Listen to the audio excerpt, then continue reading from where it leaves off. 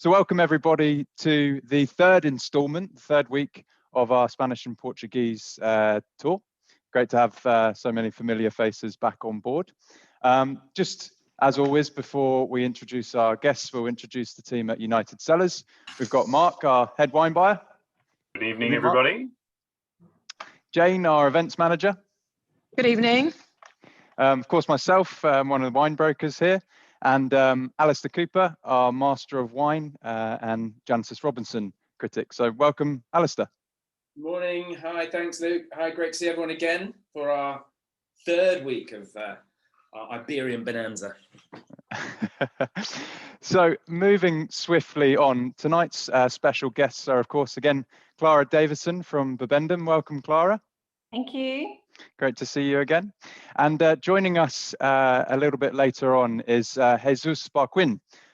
So by way of introduction, Jesus is an Andalusian wine expert, wine writer, judge, a professor of criminology, and also the co-founder of Equipto Navasos. So incredibly interesting bloke, and I'm sure we'll get some fascinating insights from him this evening. So he's going to be joining us from about wine number 2, about 10 to 7 onwards. So really looking forward to that. As always, we've got our Wheel of Wine draw. So it's surely pretty familiar to everybody now, but I'll just go over it if anybody's got any guests in the room. We're going to be drawing a quiz question at the end of each wine. All we need you to do is text in to the number on the screen with your name, your email, and the answer. The correct answer gets you 3 entries into the Wheel of Wine. The incorrect answer will get you 1. So obviously it's all to play for. And of course, because we're on a 4-week tour, we've got the added incentive of a bit of a leaderboard, or the, as we call it, the VUELTA de España. So we've got the leaderboard up there. Well done, Shelley, Angela, and River. Awesome performance. That's 4 straight correct answers, which is pretty good going. But obviously we've got 2 weeks to go, so it's all to play for, and good luck with that. We'll have a special prize at the end for the winner there.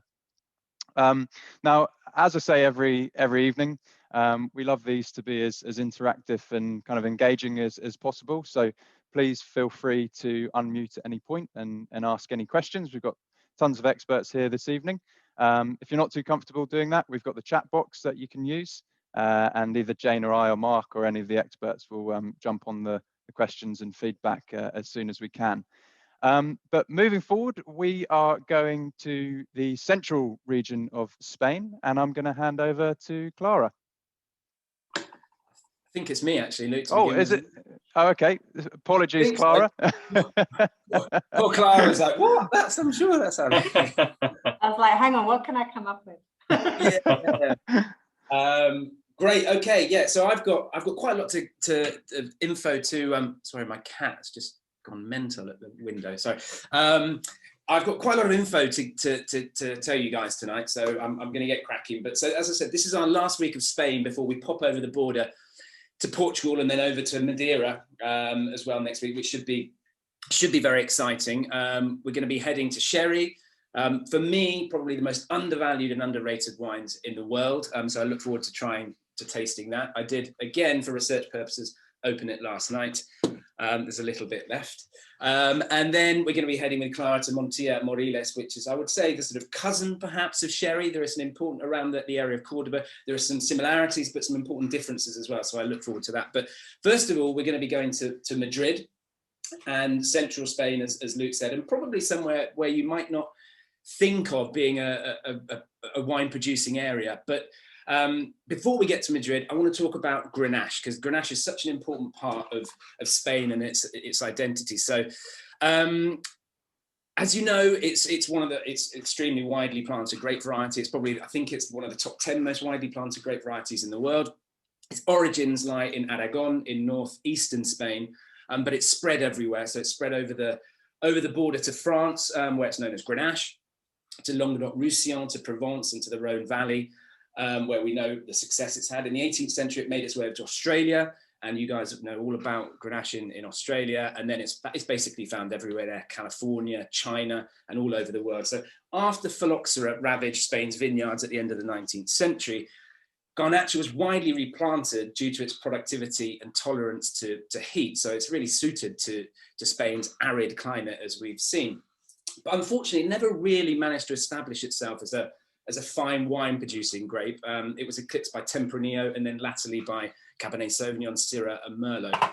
In Rioja, as we talked about with Tom from Exopto last week when we tasted his beautiful wine, Garnacha plantings fell from, I think, 30,000 hectares in the 70s to only 5,000 hectares at the moment. So Tempranillo plantings tripled at the same time. So it really fell out of favour. However, in recent years, it's undergone a great revival thanks to a new wave of interest in preserving the old vine heritage of Grenache vines in Spain, especially around areas like Madrid that we're going to be looking at. So Garnacha benefits from hot, windy, arid conditions, well-drained, low-nutrient soils, and even water stress as well. So if it's unchecked by these factors, it can be very productive and lose its aromas and flavour concentration. So it's really important to have poor soils. It likes schisty soils, it likes granite soils, it likes limestone soils, and sandy soils as well. So it's early budding, late ripening grape variety.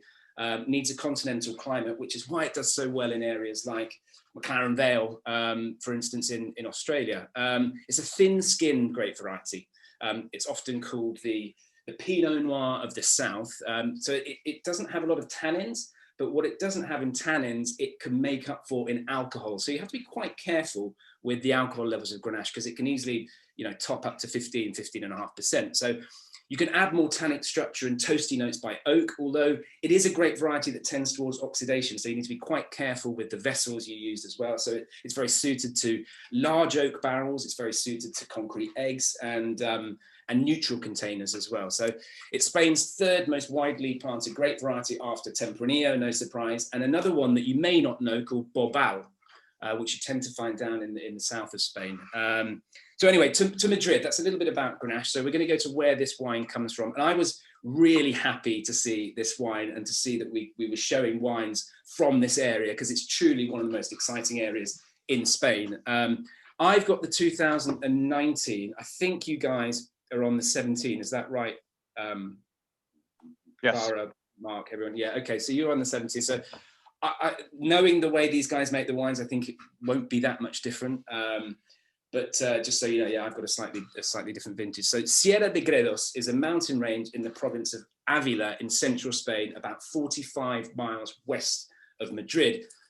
The region belongs to 3 different autonomous communities. So Madrid, Castilla y León, and Castilla-La Mancha. So it doesn't have its own appellation as such. What you'll tend to find is they'll be labelled as either Dio Mentrida, this one is Dio Vinos de Madrid, so wines of Madrid, or Vino de la Tierra de Castilla y León, so wine of the area of Castilla y León. So the climate is continental, very cold winters and scorching hot summers.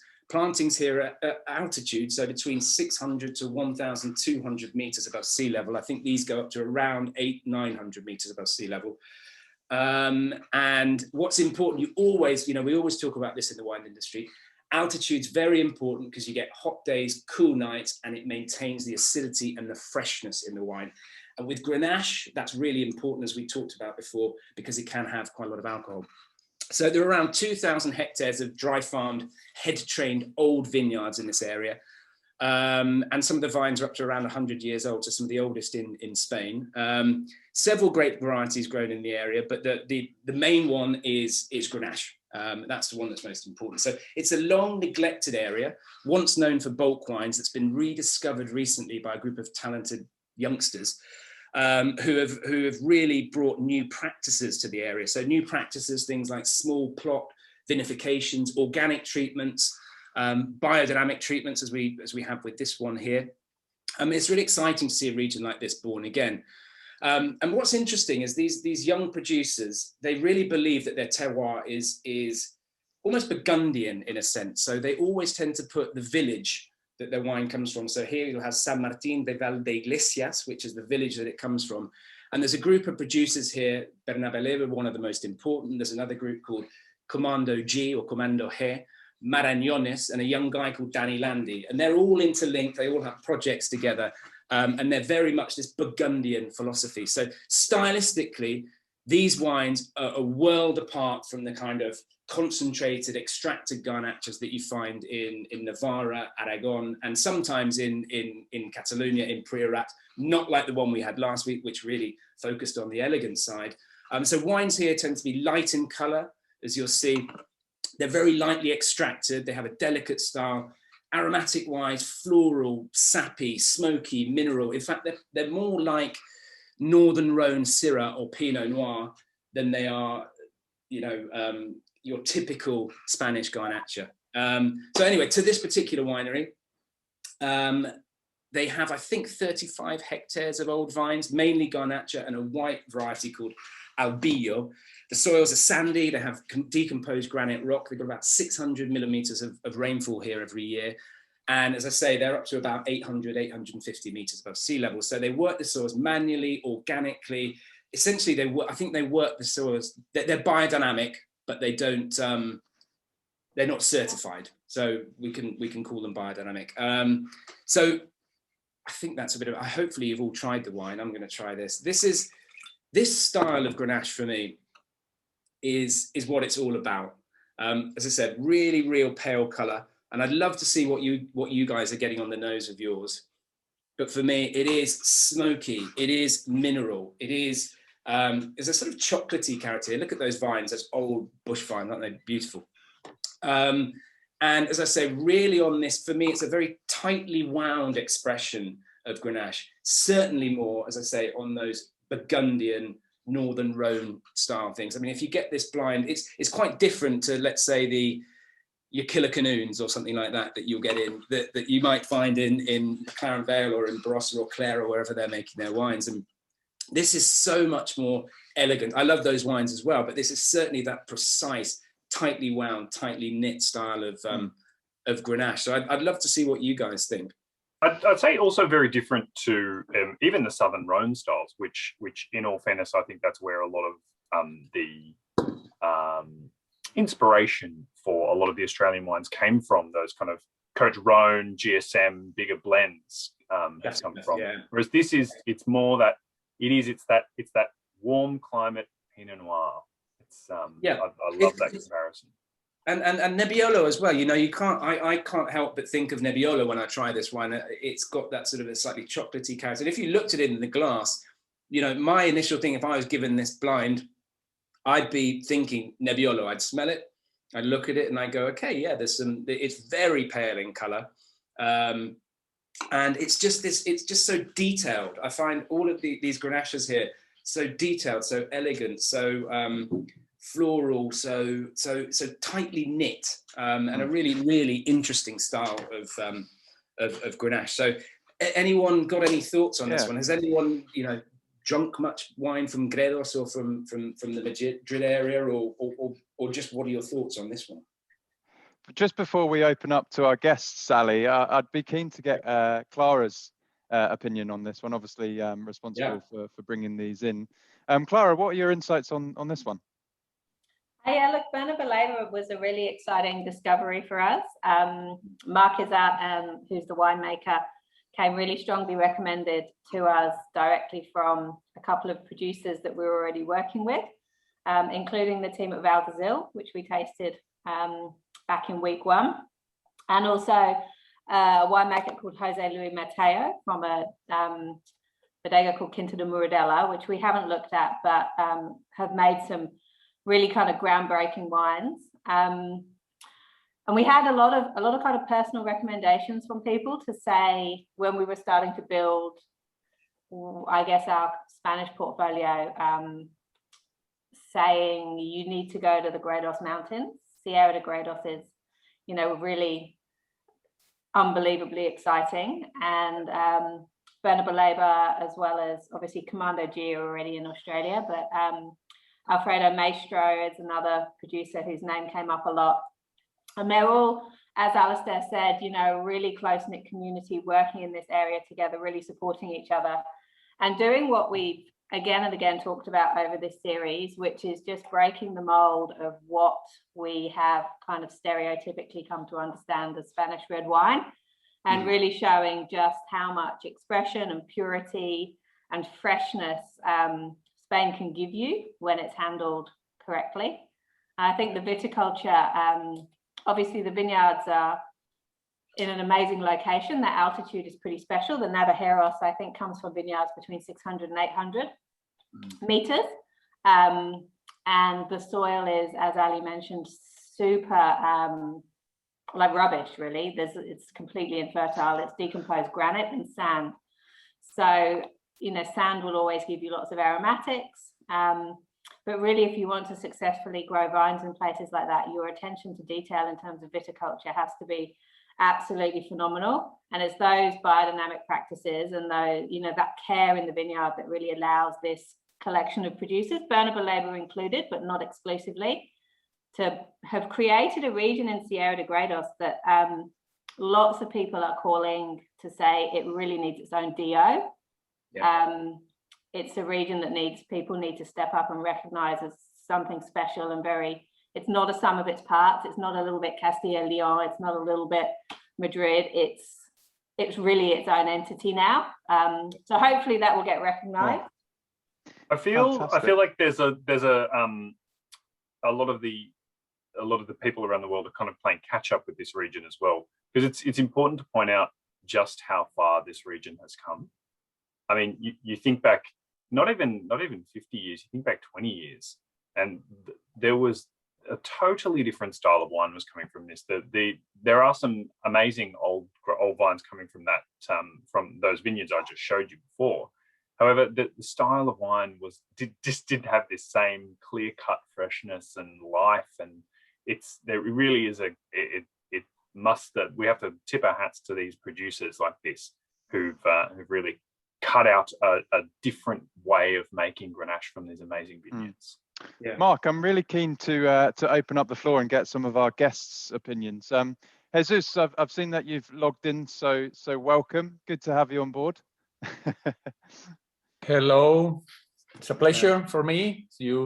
All my Aussie knows I'm a fan of Australia. It's so sad that we cannot go in these times, but we shall overcome. We will be there as soon as possible. This is a substitute. It's a little bit a poor substitute of being there, but I guess some of you are also missing being here in Spain or in Europe in general. Well, we have to survive and to go back to traditional, to what we usually did before.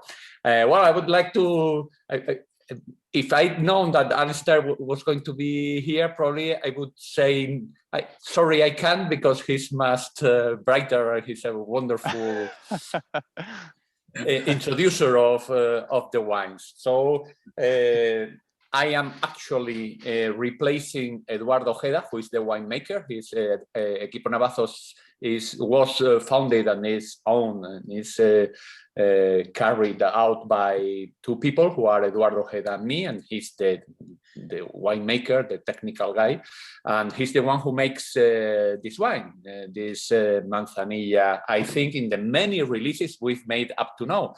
I am supposed, it's complicated to put everything together in this short time, but I will try to, yeah. Jesus, just to let you know, we're going to just finish up on the Garnacha, and then we're going to jump in with you on the Fino. I'm at your disposal. Hey, anytime. No problem at all. Okay. Let's just open up the floor and get some of our guests' opinions. Pete, we missed you last week. You're obviously on your holidays. What are your thoughts on the Garnacha? Hello, everyone, again. Nice to be back. Lovely wine, lovely wine. It is, I like the Alistair, I think you said alive. That's a really strong sense I get out of this. I get a strong sense of balance. There are some sort of interesting tastes there. I can't tell what it is. It's sort of like, I don't know, sort of cinnamony or something. I don't know how to describe it. I get a bit of like bitumen tar mixed with raspberry. It's just fascinating. Yeah. It's absolutely fascinating. And I must admit, it did benefit from a bit of aeration and tasted a little bit different after a couple of hours. Fantastic way to start the evening. Cheers. That's I like that. I like what you say, Peter. It is alive, isn't it? And I like what you say, Mark, there, that bitumen-y kind of thing as well. That's why for me there's an element of Nebbiolo in here, as if you're trying to compare it. It's very different, but and I think as well, Clara, this is I mean, I don't like the words entry level, but this is their first wine, isn't it? And it's a great thing as well with the wines from this region. And it's the same with Danny Landy, another producer there in Comando G, we say in English. The wines, even their entry-level wines, are stunning, but like the bar is so high. There's no what they're doing here is I think, and price-wise, this is a fantastic wine. But this is their entry level, isn't it, Clara? Yeah, it is. So this is the only wine they make from. There's a Navaherreros Blanco as well, so a white partner to the same wine, which is Albio and Grenache Blanc. But they're the only two wines that they make from a blend of parcels. And then from there, they have a number of single vineyards, which are all reds, actually, so all Grenaches. But yeah, you know, like as an introduction to what the region does, it's really, really gives you a great overview, I think, this wine. Yeah. Excellent. Anyone else, Luke, do you think? Who else would want to say something? I was just going to comment, Danny, you've definitely got the right glass there. So you've got a Burgundy glass you're drinking this out of. It's a very, very good call. Definitely got it. Well, just before we launch, because it seems like this wine is kind of creating quite a lot of good feedback and good tasting notes. Just before we launch the quiz question, I'm keen to open up the floor one last time. Let's pick on the Colmers. I know that Steve is hiding behind the camera to unmute. There we go. There's been a few interesting words used this evening. Again, I think Alistair used the word happy quite early on. It's certainly a light, elegant wine, and I do actually think you get that kind of violet nose, but then you get this kind of tarriness. And again, I tend to agree that if I didn't know, I would have definitely said it was a Nebbiolo, because it really has so many qualities similar to a Nebbiolo. So a really different expression of Grenache for me, and a light, elegant, refresh, easy drinking wine. Yeah, fantastic. Drink more Grenache. Drink more Grenache. Drink more Grenache. I think we're with you on that, Mark. Yeah, well, I'm gonna launch wine. I'm not going to get to talk. I'm going to launch quiz question number 1. I heard Fred in the background there, potentially wanting to jump in. So Fred, if you can multitask and text and talk at the same time, we'd love to hear your feedback. But I will just read out the answer. Oh, sorry, not the answer, the question. What percentage of the planet's wine comes from the central Spain's La Mancha region? Is it 1, 3, or 5? So just remember, text into the number on the bottom there with your name, email, and answer for your chance to win the $50 voucher and also the special prize at the end of the tour. Fred, I overheard you unmuting just then. Would love to get your thoughts on this one. We enjoyed it very much. Very light. It reminds me of Pinots. For a young a Nebbiolo of only 4 years old, I would have found that much more tannic, much more astringent, you know, gripping. It doesn't have any of that. Well, we didn't notice it. Almost a cherry, but anyway, raspberry, we enjoyed it. Cherry, raspberry, that sort of flavour, like some good Pinots. Fred, did you say Nebbiolo? No, everyone else was saying Nebbiolo, and I was saying, I said, it's like, to me, it's like a Pinot. Yeah, it does. It definitely lacks. Nebbiolo is much more grippy, I find, in the, you know, the astringent makes you pucker up with a young Nebbiolo. That is a very, very, very good point, Fred. And Grenache, usually Grenache is definitely not one of the higher tannin varieties, especially when compared to something like Nebbiolo. But even compared to Pinot Noir, it definitely has a lower tannin profile. Yeah. But thank you. Something different. I love the bush vines too. Yeah, great images, aren't they? Yeah. And obviously, we're seeing more and more of those bush vines in Australia. I'm thinking McLaren Vale, Steve Pinnell and Yangara and a few of those. Mark, can you think of any others that are producing Grenache with kind of dry grown bush vines? I mean, Yangara really would be the pinnacle, would be the one to talk about. They have a vineyard called the High Sands Vineyard, which is right at the top of the hill in Wollonga, and it is, as it says on the tin, it's an almost entirely sand vineyard.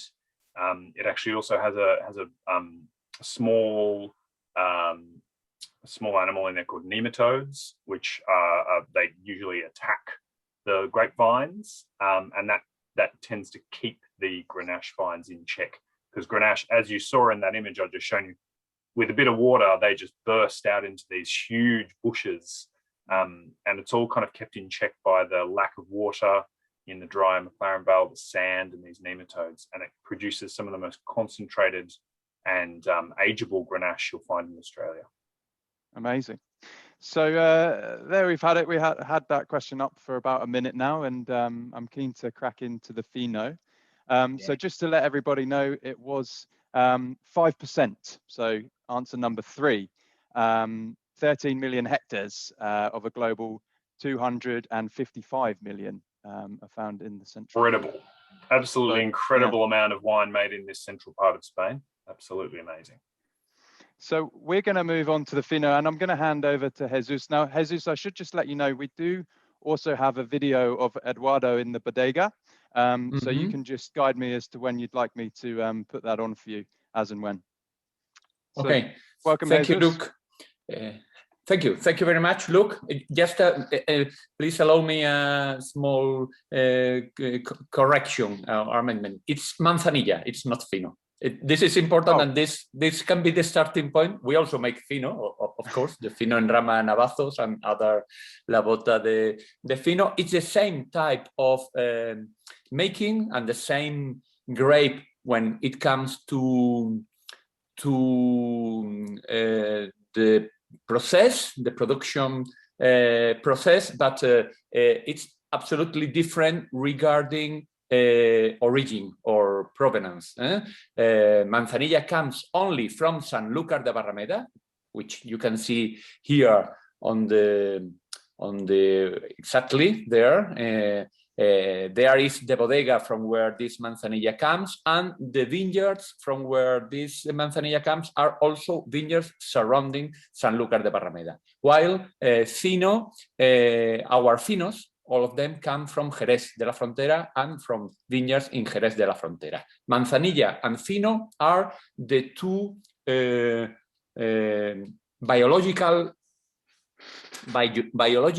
aged wines that are made in the sherry district, in the sherry region. Are wines that are made as almost all the other wines out of Palomino Fino, which is a quite delicate and fine grape with not much aromas or flavor, but with a strong sense of minerality and strong capacity to conduct terroir.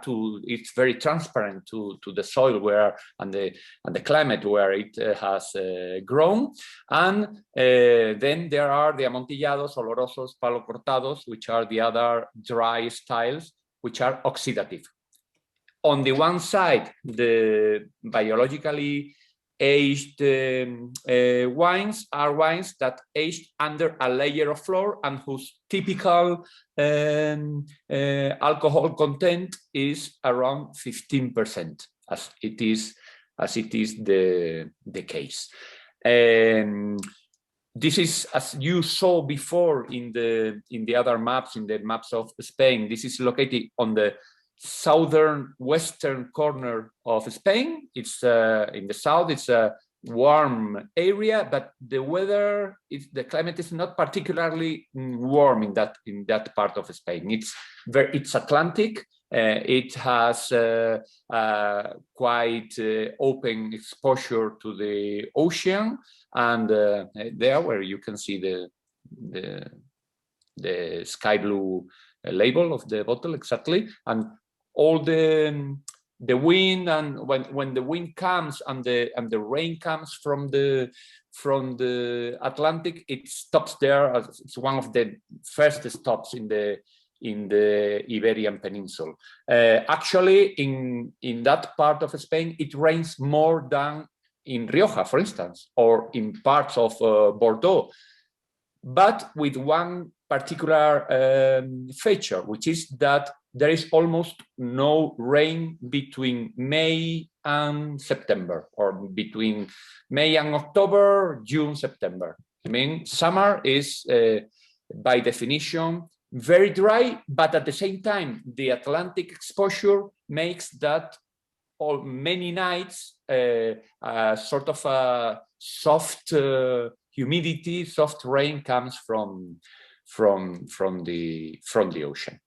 Manzanilla comes from Sanlúcar, and if you make proper manzanilla, as we think we do, it has a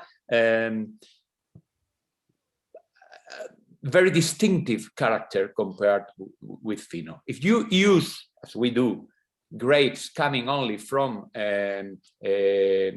vineyards surrounding Sanlúcar, where the typical alcohol content at harvest is around 1.5% less than in the area surrounding Jerez, and then you age it as it's mandatory in Sanlúcar, what you get is a wine with this type of sapidity, of with a saline character, and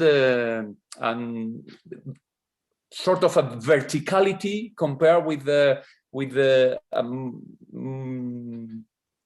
more, I don't know, rounded maybe, with a more settled characteristic of that would be the Fino. That can be easily spot if we compare together the Manzanilla, I think, and the Fino, Navajos, and Rama that we make together.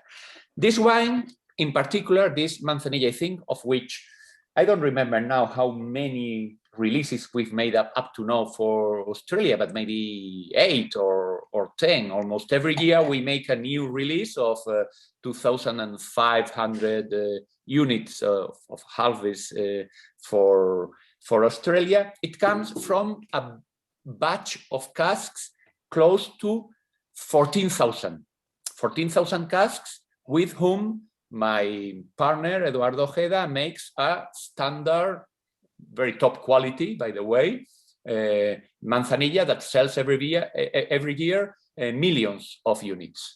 And from those 14,000 casks, which is around 7 million liters of wine, we have, along the years, the people at the bodega, the workers there who share our passion, and Eduardo, have spotted a series of around 20, 30 very special, very particular casks that show a particularly, I don't know, it's different, it's complicated to explain, because sometimes it's a lot of finesse, a wine that looks younger than it should. In other cases, it's a cask that shows a particular complexity. Wines with a lot of character. Each casks that with wines that have a very particular character, very unique. And from those 50, 60 casks, each time Eduardo goes and takes a few of them for making this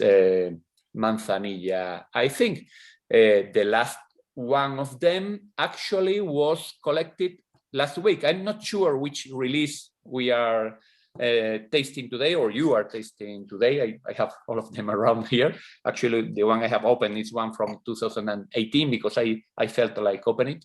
But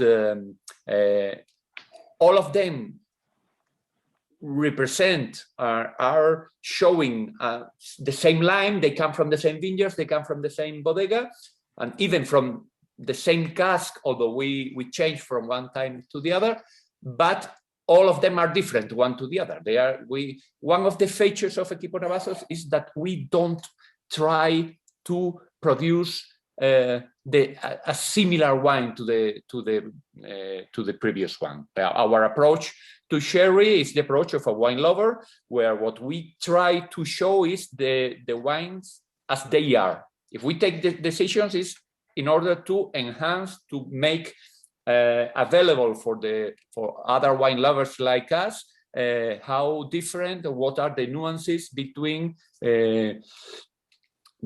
one cask and the other, 1 year and the other, even 1 month and the other, because the Solera system, although it is helpful for reducing the chaos inside the bodega, it's not a system that produces a standard wine. The Solera system means that you have different scales or groups of casks.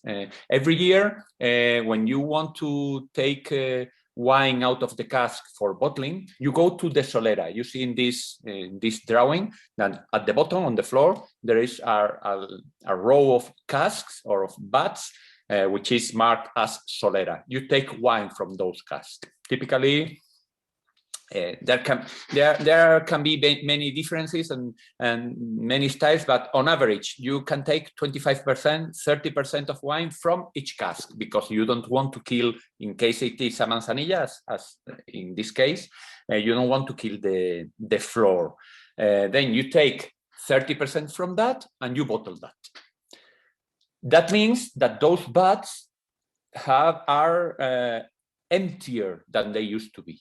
You go to the next row of casks, the first criadera, you take that 25-30% out of that row of casks, and you put it into the Solera. You have created an emptiness in those casks. You go to the second criadera, and from the second criadera, you take 25-30% and you put it inside the first criadera. And so on until you get the youngest criadera. In the case of this manzanilla, the youngest criadera would be the 6th criadera. And when you take that 20-30% out of the 6th criadera and put it into the 5th criadera, the emptiness in the 6th criadera is filled with wine of the year. Wine of the year already fortified, because we are talking about fortified wines in every case. These wines, in the case of Sanlúcar, the average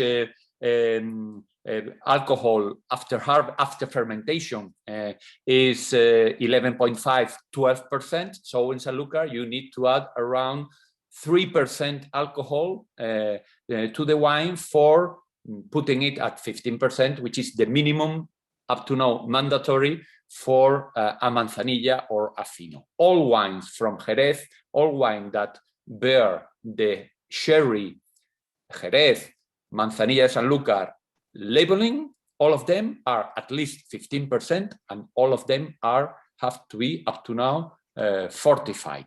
Equipo Navazos has in the market, and we make wines which are unfortified, that come from these vineyards in Jerez and Sanlúcar, but they are not under the sherry label, because they are white wines, unfortified white wines, the same wine that could be into this manzanilla, but unfortified, and that we age it sometimes underfloor, sometimes oxidative. Well, it depends. Other wines that we make, but in the case of the manzanilla, it's always fortified.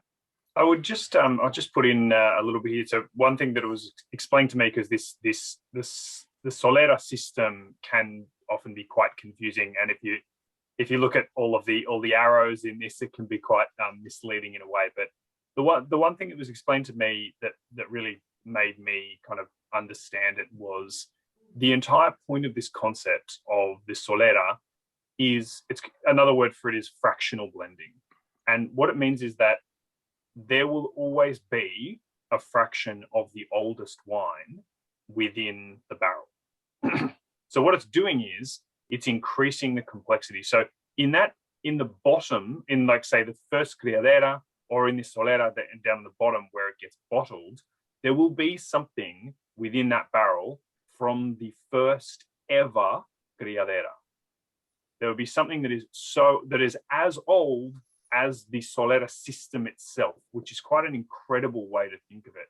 There is a percentage, however small, that can go back to the origins of that criadera and that the Solera system. So yeah, it's that's why they do it. It's not just about one vintage and topping up with new wine and having an old wine. It's a wine that is a complex mix of young, middle, and aged wine. So yeah, that's true. I wouldn't say that's the main reason. The main reason is reducing complexity, but that's true, and that's always relevant. That also gives a sense of belonging, no, of something that that you want to keep because it's in your roots. But I think that the main reason is reducing the complexity. If you didn't organize the cask in a bodega according to the Solera system, each cask will be very different to the others. This way you more or less can control them, but there are many nuances. Actually, I must say, I won't insist on that, but the explanation that Eduardo gives in that video and the explanation I have given, it's an oversimplification. Because actually the Solera is not always, not typically on the floor, and you don't typically have the first criadera on top of the Solera and the second on top of the first criadera and so on. Typically sometimes you have the Solera in one building and the first criadera in a building next to that, or in different rows, or it's the ways of organizing and doing everything are very variable, but this is a way to make a simplification so as to understand it. Something important, yeah. No, but please carry on, Jesus. I was just about to say that we've had some really interesting feedback, both really good and then some people finding, I guess it's well, sherry is not something we in Australia drink all too much, so it's a new style of wine for a lot of people. So I was just really interested to kind of open the floor up to our guests to get some feedback, and then we can jump back to you if that's okay. Danny, interested to hear your thoughts on this. I know you were searching for some tapas just then on the chat. What are your insights? Oh goodness, don't throw to me.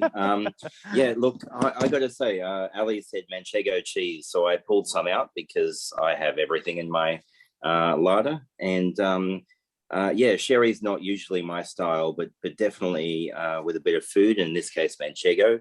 Ali says salted almonds and olives. I don't have any on hand, so I'll have to try them tomorrow, but incredibly fine and delicate. I've had a few sherries, and this is quite surprising in terms of its delicacy. So yeah, very, very enjoyable with some tapas. I think sherry got a bit of a bad name, especially here in Australia, with, you know, it was kind of your grandma's drink, wasn't it? For many, many years, it was the drink that for older people, and the examples that we had here in Australia, while we were still allowed to call them sherry, were a very far stretch from what we are drinking right now. They were a multitude of different grape varieties and from a very different climate with soils that are nothing like this. So I think we got the raw end of the deal with that, and it's been tarred with that brush.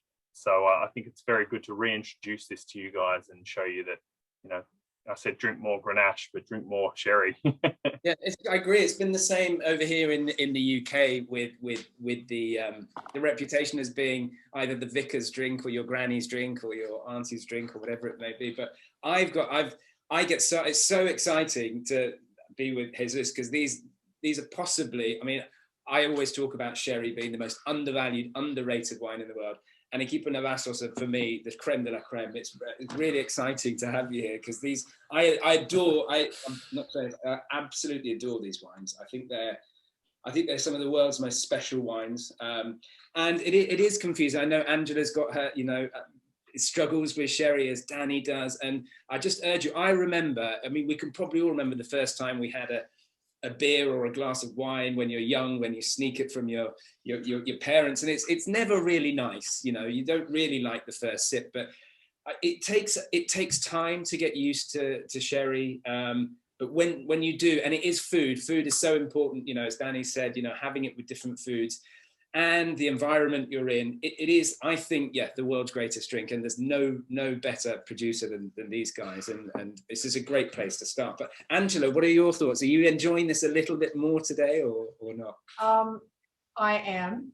I don't have the generational hang up about my grandparents. I think I spent 11 years of Jack Daniels drinking a lot of spirits straight. So anything that's really, really high in alcohol, I just kind of tend to go, oh, I can't do that. But actually trying this, there's some nuttiness or something that I really appreciate. I really like about it. So I'm trying to be cool, and I'm going on this journey, and I really do love the history and the winemaking and everything part of it. So I have to put that part away, and I do actually generally like this one. That's cool. That's wow. That's the best news I've heard all day. To hear. It is. You know, these are the things that, when you're in the wine industry, you get really excited about when people have preconceptions, and you know, sometimes people don't end up liking certain things, but to see people begin to appreciate things is really exciting. I'm sure, yeah, Jesus has that all the time with these wines. They're not the easiest wines to understand. They're not something. But you know that the finest things in life often aren't the easiest things to appreciate. The things that grow on you, grow with you, and this is for me the ultimate aperitif wine. You know, in the sunshine, bowl of olives. You know, this makes me very, very happy.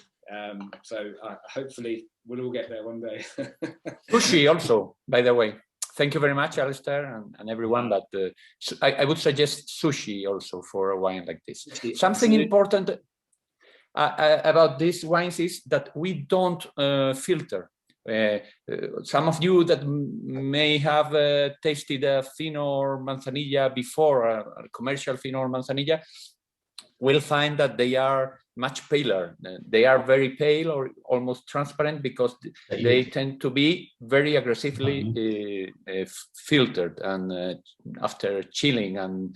But we don't do that. We just do the minimum filtration so as to prevent the floor to get into the bottle, which needs a little bit of filtration, but we don't clarify, we don't do any aggressive filtration. That means that the color is intense and that it gets more intense in the bottle, but that's the way it is. That's the real color of the wine in the cask, and the way it gets with time in the bottle if you don't implement any proceedings to prevent it to get darker. I think it's an issue. We want the wine to be authentic and be true to what they are. That's one of the reasons why I started to make wine in 2005 and to select wine in 2005. Sorry, Alistair. Yeah. Yeah. No, just quickly. I think that's an important point. I don't know if we mentioned it. The two words on here, enrama.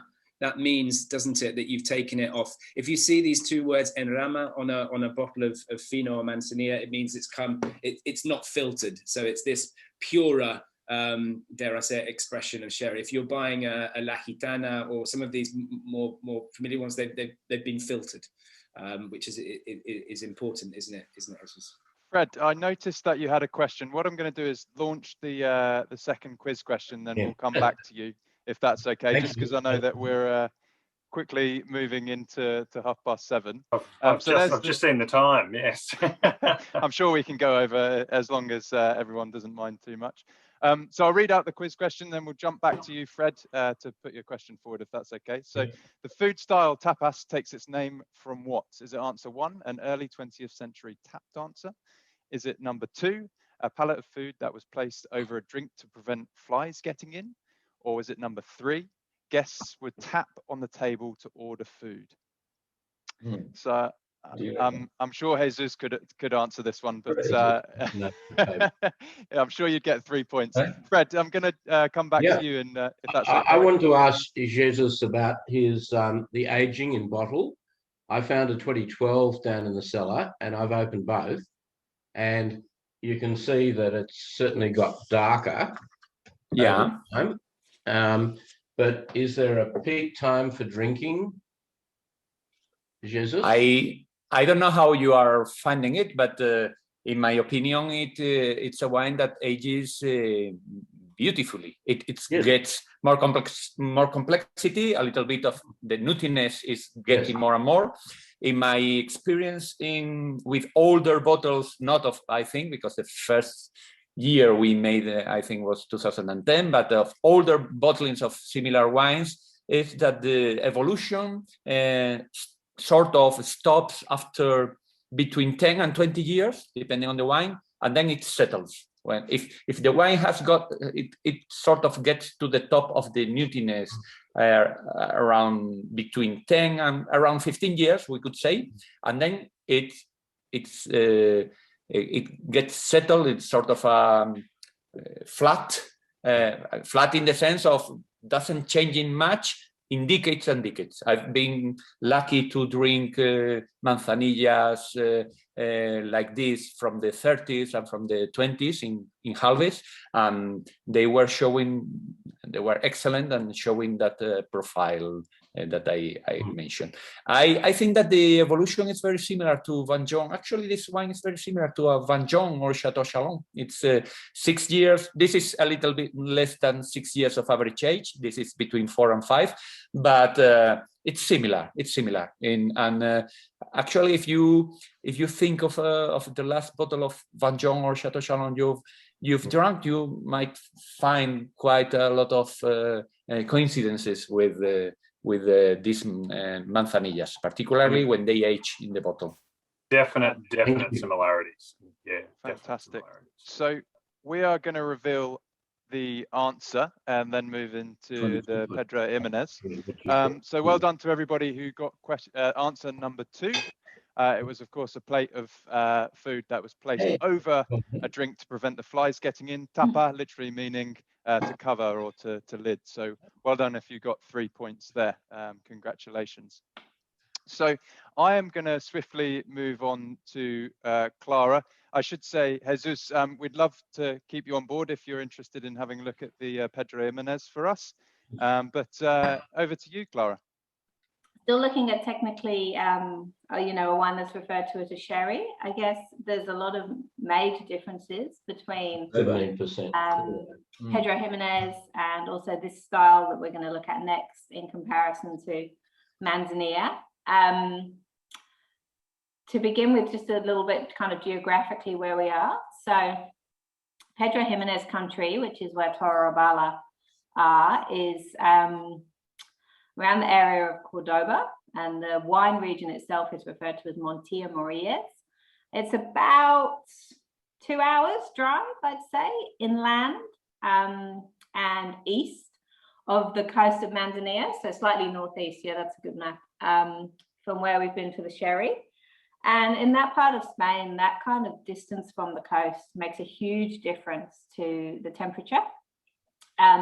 In terms of soil types, we're actually looking at pretty much the same soil. So it's that white Albaritza soil. So if anyone, I can't remember whether Mark showed a photo of it or not, but it's a really white, chalky soil. And when you find it in somewhere inland like this, in Montilla Moriles, what it does is it really traps that sunshine. So it's a hot, arid, dry part of the country as it is. And then you've got these shiny white soils that just absorb the heat and create this really quite unique microclimate. Pedro Jimenez itself is the name of the grape variety. It's often referred to as a wine style, but it is actually a variety in its own right. It is not exclusively used to make sweet wines, but it is predominantly used for sweet wines. The wines we see from Pedro Jimenez tend to be those kind of richer, sweeter, fortified styles. That's a great photo, actually. So it's a white grape, but when you're making the kind of sweeter styles of Pedro Jimenez fortified sherries, we'll call them sherries, the fruit is left to shrivel. So you can see that there. That's a really good example. Maybe just while we're looking at that picture, because it's so good, we'll just touch on the production a little bit, and then I'll tell you a bit about Toro Albala as a producer and what makes them unique. But if you're making a Pedro Jimenez style wine in this sweet fortified style, you would leave the fruit on the vines like that to become sultanas effectively. They'll then be picked and laid quite often on straw mats in the blazing sun for up to 2 weeks, perhaps. So you're really looking at very, very little moisture is left in that fruit by the time it comes to be pressed. That fruit is then pressed. Depending on the producer, quite often the straw mats are actually layered on top of each other and pressed with a really powerful pneumatic press. Sometimes that's not part of the process, but it's quite an interesting way of doing it. And so you can imagine the concentration and intensity that you get from this juice, which is coming essentially from dried fruit.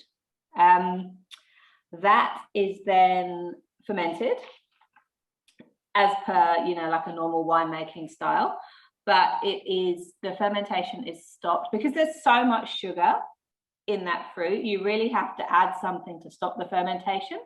Otherwise it would just keep going forever and ever. There'd be so much food for it, like it would, I don't know how long it would take, but it would take a really long time. So they arrest the fermentation with a brandy, like a clear Spanish brandy. What that does is that stops the fermentation, and then the wine can be aged accordingly. So depending on the style you're looking at, the wine will either be aged in cask for a very long time or for a short amount of time, or it will be blended with other vintages to produce a non-vintage style.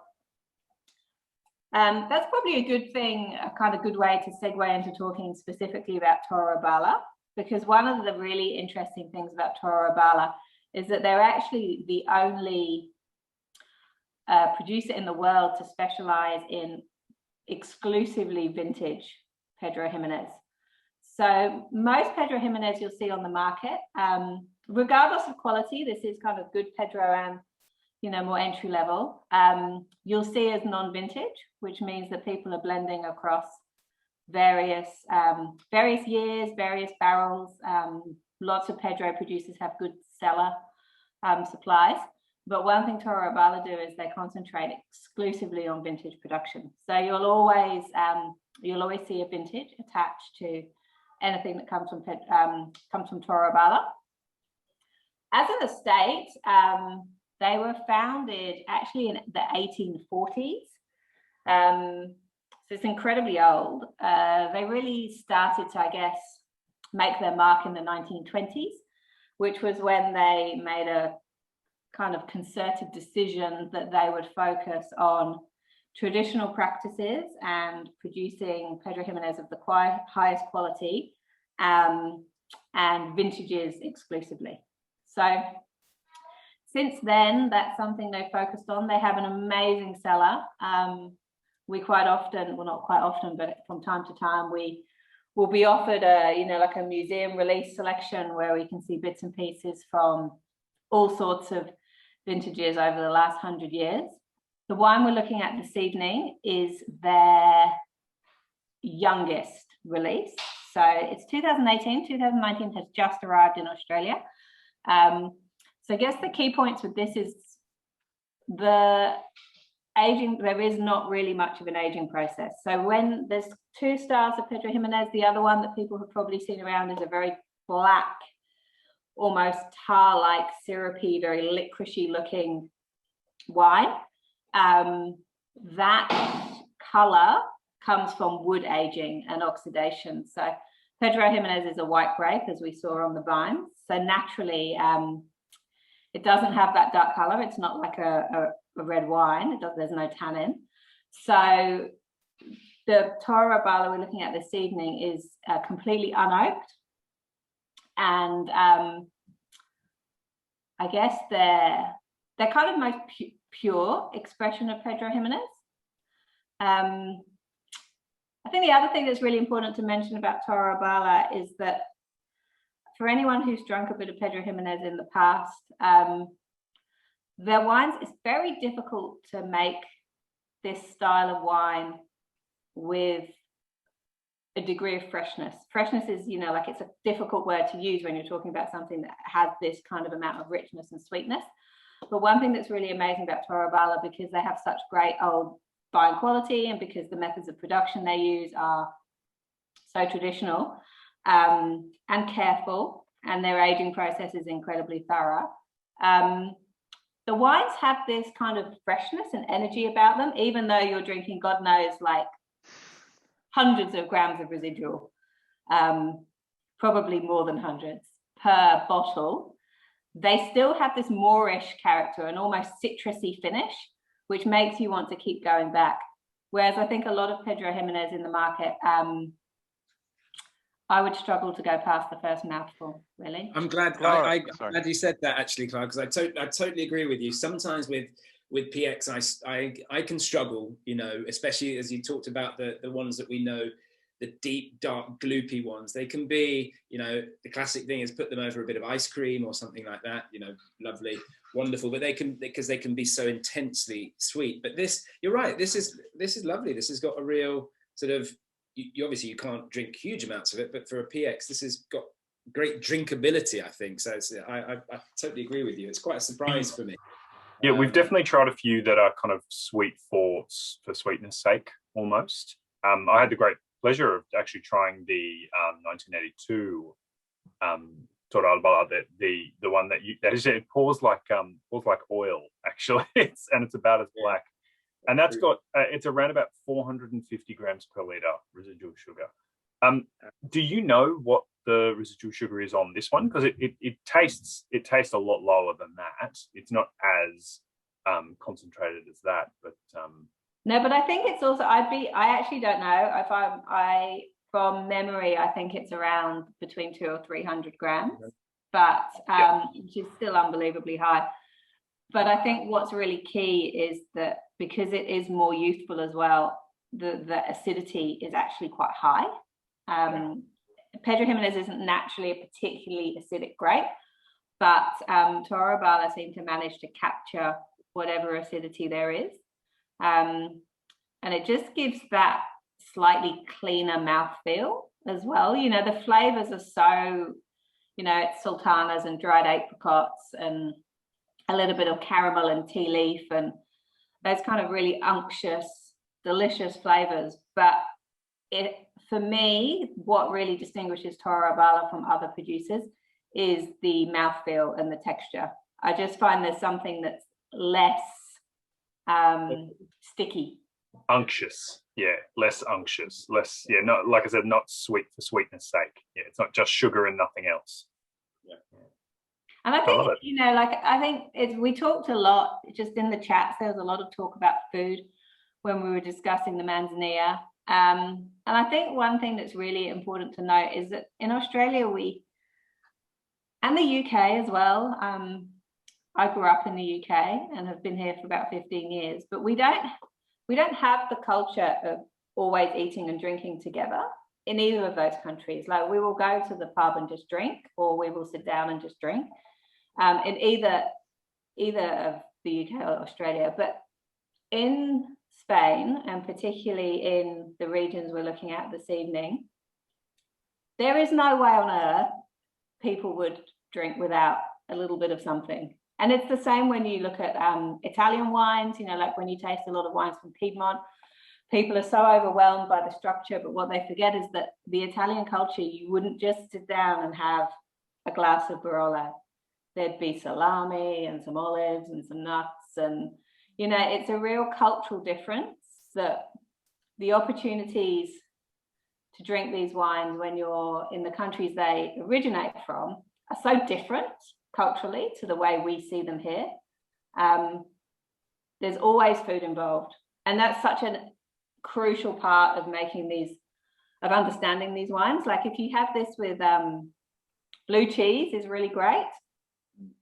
Anything really salty, even ham, you know, like some really salty ham on, or manchego we were talking about earlier. You know, it's roast pork, like a side of roast pork with crackling. It is just absolutely to die for. It's so true, actually. I haven't been to visit, but a colleague of mine has been, and they went to Toro Albala and were served like a slow-cooked pork stew with a casual, like liter of PX for lunch before collapsing for 4 hours. But they said, like you just would never dream of matching those two things together, but actually they really work. So I just don't never underestimate the food. How was the diabetes after that? Yeah. Pretty good, I think. Yeah. Yeah, all of this talk of food, I'm getting really hungry. I was just about to say, my mother-in-law is cooking a shoulder of roast lamb downstairs, and it is wafting up the stairs, and I'm starving. I'm just thinking about Ali's suggestion of the kind of, I don't know, dirty affogato type thing going on with the ice cream. It's interesting with the proper PX, and actually with this it would be delicious as well. I say that proper, I mean the intense oily black stuff we've been talking about. It is a big thing. You just get some vanilla, really nice vanilla ice cream, and pour it over, and it's fantastic. That would actually work beautifully with this as well, just over some ice cream. It's a nice. The other thing that's probably just worth mentioning, because I don't think it's necessarily assumed. What do I mean? I mean, we shouldn't assume that everyone knows. But PX, particularly these styles, are always best from the fridge. I know that's not always the case. Like when you go to restaurants or whatever, sometimes they're served at room temperature. But if you can keep them in the fridge and keep a bit of a chill on them. Any sticky dessert one. Fred, have you unmuted there? Did you have a question? Yeah, I was going to ask, particularly Mark, whether he'd comment on. There were a couple of Australian producers, I think, of PX, and I can't remember whether it was Yolumba or Siffelsfield that also has some PX, because I had some old PX from the 1980s. So, Pedro Jimenez was definitely it was a part of the initial Australian wine industry when we started. It wasn't a massive part of it. Today I know that some of the largest plantings of it today are actually not in the Barossa, but they're in Rutherglen. There's several producers in Rutherglen making a PX. I've tried a few of them. Unfortunately, the problem is that it is the cost. So when you think about, as Clara was just saying, you dry these out and then you crush them quite hard. But what you're losing from all these grapes is water, right? So you're concentrating the sugars and you're concentrating the acid and the flavor and everything else, but you're losing water, which means the amount of liquid that you can actually put in the bottle, which is what you're selling, is reduced drastically. So the return on what you're getting from a whole vineyard is just cut into a tiny percentage. And a lot of the producers, I know there's one, Campbell's from Rutherglen. They've got one of the largest estates of Pedro Jimenez, and I've tried their wine. It's absolutely delicious, but it's just not cheap. And the problem is that it really is kind of coming to the prices that you're looking at going, well, why wouldn't I just buy one from Spain? Why would I buy a local one? So yeah, it's they are out there though, Fred. They are definitely out there. I think just on sorry. No, I was just going to say, just in terms of pricing, I think one thing that's really interesting, well, not interesting, but kind of good to remember is that these wines are fairly, particularly Pedro Jimenez, like this style, it's pretty indestructible.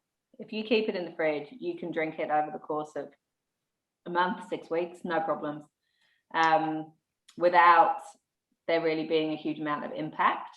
The wine will evolve, all wines evolve, but it's not going to oxidize, it's already done that. Right, yeah, exactly. And when we look at Madeira next week, that's indestructible. So. Absolutely, just bomb-proof.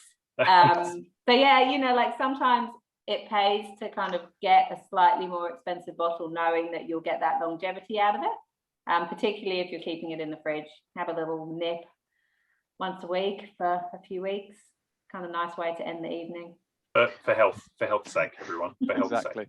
We've enjoyed ours cold from the fridge, but we've also just tried it with some chocolate. Yeah, it's quite nice with chocolate. Ran out of blue cheese, couldn't find it in the fridge. Fantastic. Well, I am going to launch the Wheel of Wine. We've gone over a little bit, but I think that was okay in the context of the tasting this evening. So again, well done to everybody who got 2 correct answers. The Wheel of Wine is looking nice and healthy again, so it's good to see. I'm just going to give it a spin. So good luck. Yeah, there is definitely the conversation of whether you drink these room temperature or not. Yeah, but either way, honestly, they're so delicious. Roger, are you a part with with Fred's team? Fantastic. Hey, very good. Congratulations, Roger. Let's spotlight you, and we can maybe get a quick cheers if that's okay. Yeah, thank you. Cheers. Cheers. Cheers. Well done, Roger. Thank you. Thank you. Well done. Well done, Roger. We'll be in contact. So I should say, if you guys are interested in revisiting any of these, obviously we've got them up on the screen there. As always, we'll send out a text message tomorrow. So just reply to that and $50 with any of those, as per all the wines that we've done over the last couple of weeks. So please get in contact with us if you're interested. Moving forward, we've got a couple of online tastings after the Spain-Portugal tour, if you're interested. Firstly, starting off in North Italy on the 15th, and then moving down to South Italy on the 29th. So I guess we're doing a kind of 2-week mini tour with Italian wines. And then obviously we've touched upon them a little bit, but there's tons more to get into. So if you've dabbled and been interested in the Spanish whites, we'd love to see you at the Spanish whites tasting on the There's a lot more to discover. Exactly right. And of course, obviously, this week has thrown a bit of a spanner in the works, but we're hoping to still be running all of our face-to-face tastings. So we've got the Grand Cru Chardonnay upcoming in September. And then Thursday, 21st in Sydney, we've got the Tour de Riesling. So we'd love to see you there. And then finally, I guess the big event for us in the year's calendar is the Grand Cru Champagne event, which will be running between the 4th and the 25th, depending on which city you're in. So please feel free to get in contact, and we'd love to see you there. Jane, any other events upcoming before we sign off? We are going to be putting on a few new events. However, obviously, some of our plans are now a little unstable based on current happenings in Sydney. But we're definitely going to have some really exciting ones coming up based around a few of the Halliday Awards. So watch this space. Very good. I'm going to run. I've got a bottle of champagne in the fridge. I actually just bought a house today, so I'm going to go down and celebrate. So thank you. As it's been a difficult exercise, I'll be brutally honest with everyone. I wouldn't recommend it to anyone. But so I'm signing off. What's the champagne, Mark? What's the champagne in the fridge? Well, I can show you when you come around, Danny. It's fine. Knowing the house prices in Sydney, it's I don't know if it's going to be a Grand Cru. It'll be Yellowtail if you bought a house. Yeah, that's sadly very true. But yeah, I just want to say thank you, everyone. Jesus, muchas gracias. Thank you, Ali, for popping in this morning in your time. And great to see you. Thank you, and thanks to Jesus. Thank you so much for joining us. It was really great to get your thoughts on everything and to taste those wines. As I say, I'm your #1 fan, so it's great to have you here. And Clara as well. Thank you again for your input every week. It's been fabulous to do this with you as well. And I look forward to next week. I'm off to London now to go cheese tasting. So another company I work for is a cheese company, so I've got to go and taste another 40 wines and about 50 cheeses. So that's my day. So I've got to dash up to London now. But it's great to see everyone, and I look forward to seeing you all next week for some Portuguese treats. Fantastic. Thanks, everybody. See you next week.